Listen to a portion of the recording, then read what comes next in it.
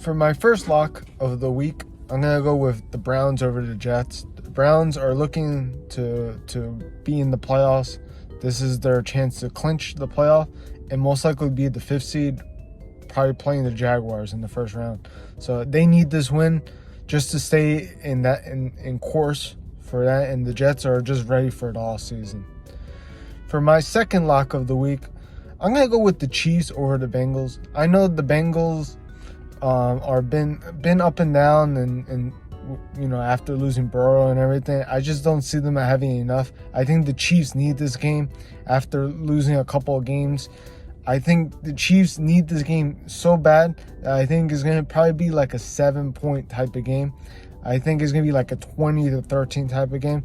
But I think the Chiefs need this game, and I just don't see them losing the other game this regular season. So I think that's going to be a one-score game. And for my upset of the week, I'm going to go with the Packers over the Vikings. I just like the Packers. Their offense looked pretty good. Their defense is pretty solid. And the Vikings with Nick Mullins is just a mess right now. I think the game is in Minnesota, but I just don't see the Vikings winning other game this regular season. They're done for the rest of the season. They're going to finish 7-10, and that's going to be my shock of the week. So, 2 more weeks left with locks and shocks. I'm thinking I need a miracle to at least even tie with Shawn or even Gianni for that matter. It's gonna come down to those two realistically.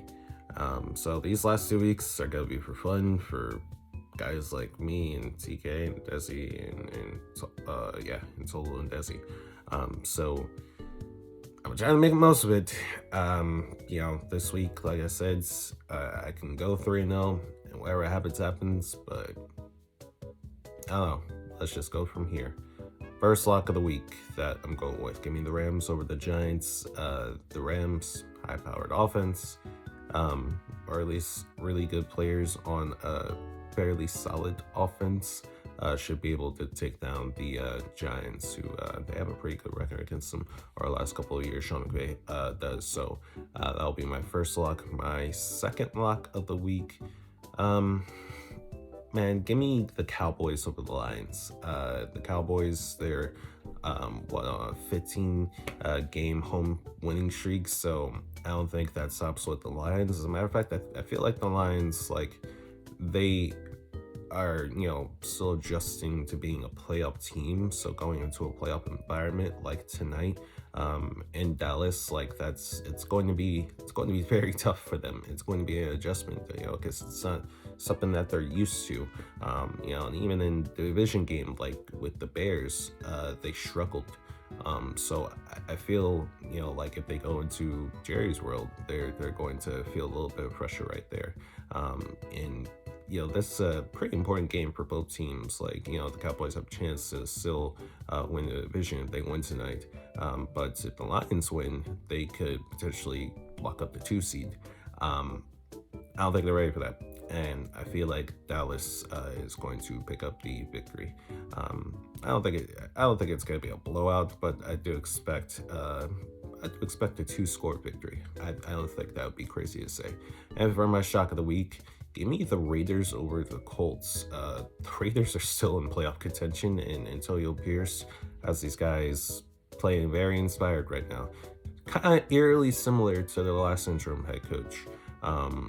I forgot the man's name, but he powered them all the way to a wild card position the last time he was here. Then they hired Josh McDaniels, and they got messed up, and the team was bad, but now they're okay again because Antonio Pierce is there, and you should just really make Antonio Pierce the full-time head coach. Seriously, what are we doing in Las Vegas?